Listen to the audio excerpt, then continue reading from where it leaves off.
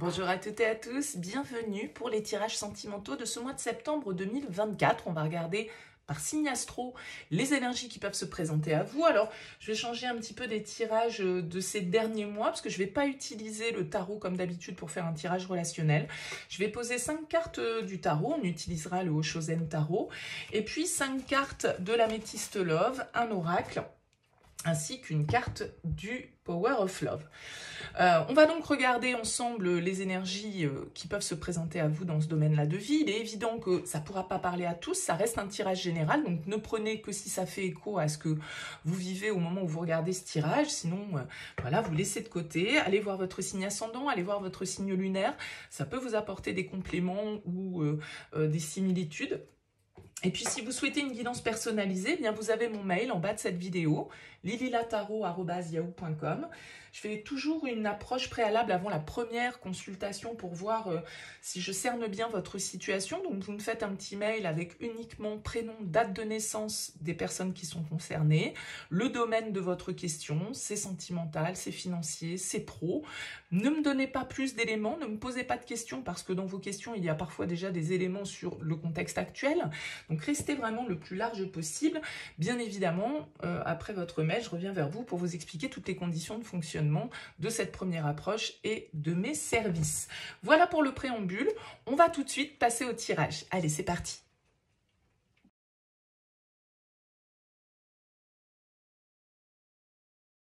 Bienvenue les taureaux pour les énergies de ce mois de septembre. On regarde donc en premier lieu avec le Oshozen, on complète avec l'Améthyste Love et on prend en dernier lieu une carte du Power of Love.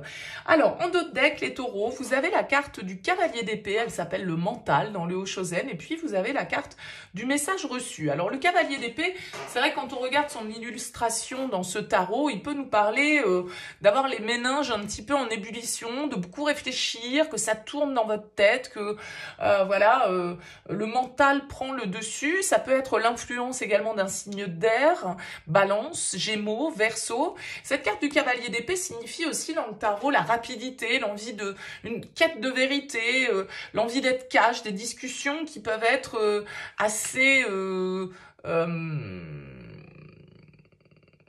assez direct, hein, parce que le Cavalier d'épée, il dit les choses comme il les pense. Il prend pas trop de pincettes parfois dans sa manière de communiquer. Et là, a priori, la communication semble être au centre. Alors, on va découvrir le tirage, déjà le tarot, et puis on va voir ce qui se passe. Alors, on a la 4 d'épée, qui s'appelle l'ajournement dans le Oshozen. La 4 d'épée, c'est pour moi un temps de réflexion. On prend le temps de se poser, de faire le calme justement dans son esprit, de trouver un petit peu de sérénité, de se remettre de certains événements, de certaines difficultés, voilà, c'est une carte de repos, je dirais, la 4 d'épée. Un besoin de réfléchir, un besoin de faire une pause. Ouais, la 2 de denier. Vous avez besoin de vous rééquilibrer. La 2 de denier, vous voyez, elle s'appelle l'instant présent. C'est le fait de faire un pas à la fois, le fait de devoir peut-être gérer aussi pas mal de choses en même temps. Donc, on peut pas mener de front tout en même temps. Enfin, on peut tout assumer, c'est pas la question, mais en même temps, tout ne peut pas avancer vitesse grand V. Il y a une idée avec ce 2 de denier de devoir s'adapter, de devoir faire preuve de flexibilité, de devoir réfléchir, de devoir raisonner, de devoir prendre le temps peut-être, hein, ici, par rapport à votre vie sentimentale. On a la 4 de bâton, la participation. C'est peut-être en lien avec un besoin de réfléchir par rapport à un engagement, par rapport à un contrat, par rapport à une union. Cette 4 de bâton symbolise le mariage, symbolise les promesses, symbolise la stabilité, la communion. Donc peut-être qu'il y a une réflexion, un temps de pause que vous prenez par rapport à ce sujet-là en tout cas. On a la carte de la justice, la percée, je vais découvrir la dernière carte, et le roi d'épée. Bon, on a quand même pas mal d'énergie d'air, hein, donc soit beaucoup de réflexion, beaucoup de mental, beaucoup de tergiversation entre guillemets, soit l'influence dans vos énergies d'un signe d'air, comme je le disais tout à l'heure. D'autant plus qu'il y a la justice qui représente le signe de la balance, donc pourquoi pas ce signe-là pour vous. Alors, je pense que vous avez vraiment besoin de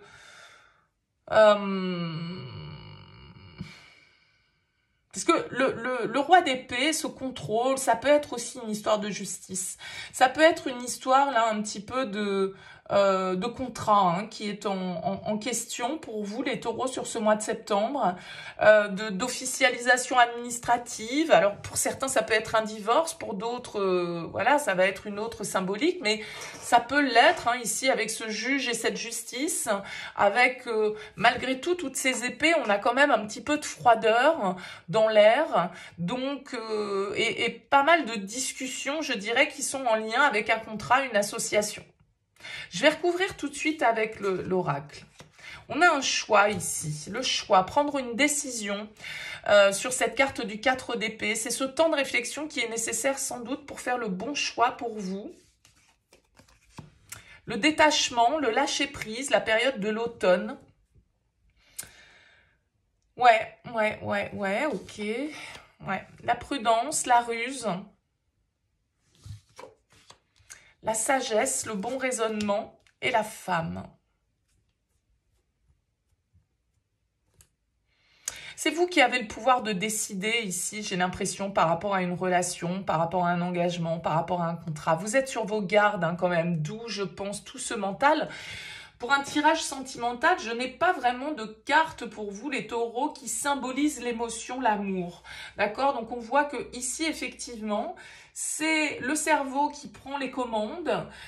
C'est peut-être aussi un besoin dans le sens où si vous laissez parler les émotions, eh bien, peut-être qu'elles ne vous orienteraient pas de la bonne manière et qu'il vous faut faire preuve de neutralité, de réflexion, d'analyse, de logique par rapport à une histoire sentimentale sur ce mois de septembre, parce que vous avez des décisions à prendre et peut-être que ces décisions, c'est aussi de vous détacher parce que vous sentez qu'il y a quelque chose qui ne colle pas, qu'il y a quelque chose qui n'est pas clair et vous avez besoin d'être aligné, vous avez besoin d'équilibre, vous avez besoin de vérité, vous avez besoin d'harmonie et du coup, je pense que vous prenez le temps, en tout cas sur ce mois de septembre, de réfléchir à une décision importante que vous devez prendre par rapport à une relation sentimentale. Et ça va vous demander de faire preuve de sang-froid, ça va vous demander effectivement de bien analyser. Il y a une quête de vérité ici quand même, parce que avec la carte de la malhonnêteté ici, vous vous demandez peut-être si le contrat qui vous unit à quelqu'un ou si l'engagement qui vous est proposé est bien sincère, est bien... voilà, donc il y a une forme de logique, de vérité qu'on doit analyser et voir peut-être ici par rapport à un lien. On doit y aller, vous voyez, sur la pointe des pieds, j'ai l'impression, par rapport à une relation ici. Ça va vous travailler sans doute un petit peu hein, sur ce mois de septembre. Vous allez être dans l'interrogation, mais je pense qu'il y a comme ce temps de réflexion, ce temps de recul, de pause, hein, peut-être que vous allez prendre, de silence. Il va vous aider en fait à percevoir où est la vérité, à percevoir ce qui est juste, ce qu'il est raisonnable de faire, ce qu'il est plus prudent de faire. Qu'est-ce qu'on a ici comme indication ? La carte des blessures. Ouais, vous avez peut-être peur d'être blessé à nouveau. Vous avez peut-être peur d'être trahi à nouveau.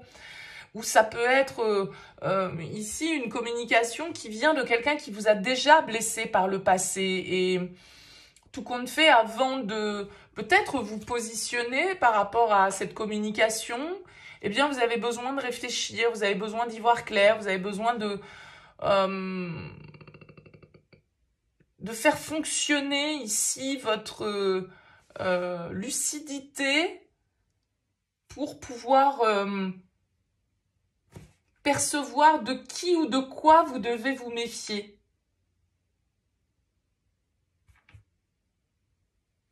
Et c'est sans doute ces blessures qui vous mettent aussi dans cet état d'alerte. À juste titre ou non, je n'en sais rien. On vous dit quand même prudence ici. Donc voilà, est-ce que c'est vous qui faites un excès de prudence ou est-ce que vous avez des raisons d'être prudent?